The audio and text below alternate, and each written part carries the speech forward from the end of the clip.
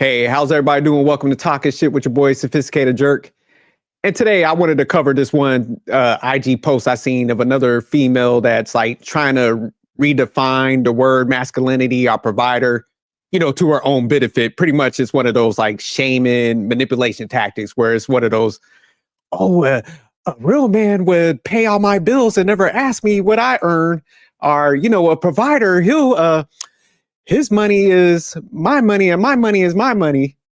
And then they'll go into the shaming the guy like, only a real man would do this versus, try to take the light off of that. They ain't shit. They're broke or they're just gold diggers. So they're going to find a way to like always turn it back to a guy, which is manipulation itself.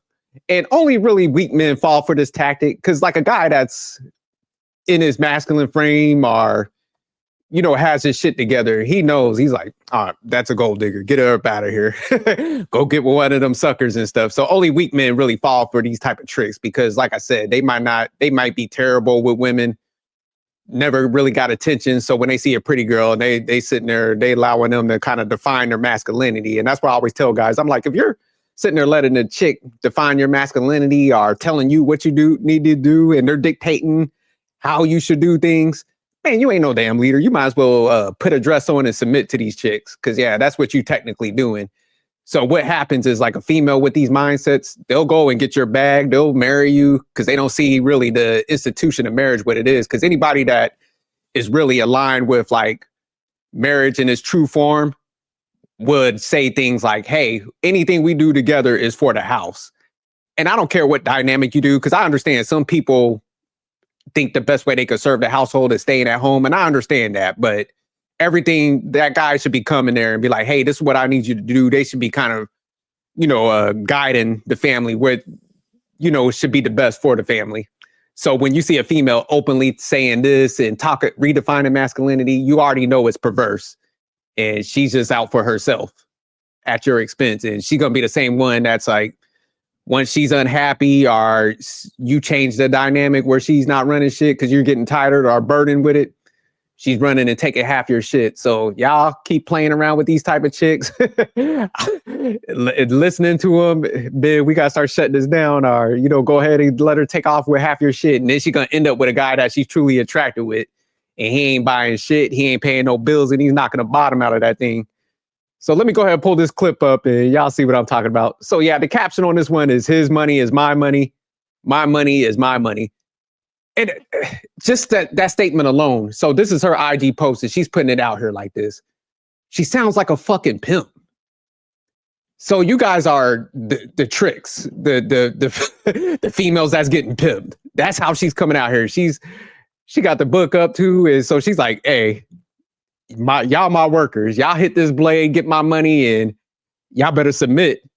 So yeah, anytime some people come out here aggressive like that with a title like that, they ain't even try to hide the fact that they try to juice y'all. But y'all do steadily be going, I'm traditional, I'll pay your bills. Yeah, I'm masculine now. It's fucking Yada and Derek Jackson be the two that come to mind of guys that be doing this nonsense. But all right, let me go ahead. I'm sorry, I'm ranting. I be getting worked up when I hear broke chicks. Because it's like, man, how much money do y'all have? Let's talk about what y'all doing. And show us the past, your dating history. And that's another thing we need to start doing. Whenever anybody say anything, like, hey, show us your past 5 boyfriends and their income levels. You know what? We got to verify that you had that standard all across the board. And what you're going to see is like, she'll have some McDonald's workers in there. Motherfuckers working at Applebee's grill. Motherfucker was a janitor and shit. And they was knocking the bottom out of that. They wasn't paying no damn bills. They had this high standard. So man, we got to start requiring that. But like, all right, you said that. Show us like 5 high value men that was paying your bills. We got to see it. We got to verify that you actually held that standard. But all right, let me play this. Money is my money. My money is my money. That's not selfish. That's the standard when you're with a real man. A provider doesn't see providing as a burden. He sees it as his role. And a woman who knows her worth doesn't apologize for it. She multiplies what he gives her. The wrong man will call this gold digging, and the right man will call this partnership. His money. I'll be trying not to get worked up. But first of all, how are you going to multiply somebody's money is some stuff that you can't even obtain for yourself. And you got a selfish mindset. So what you're doing is you're putting that shit in your escape fund. Let's keep it a buck.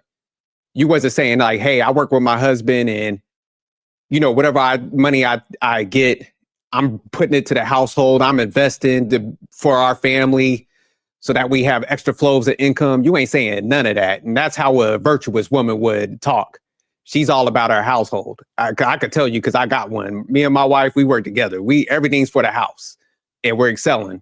And I know a lot of people that's like that. So when they try to paint the picture like there ain't women like that, nah, these are bad women trying to come in guise of like what they could gain from the situation.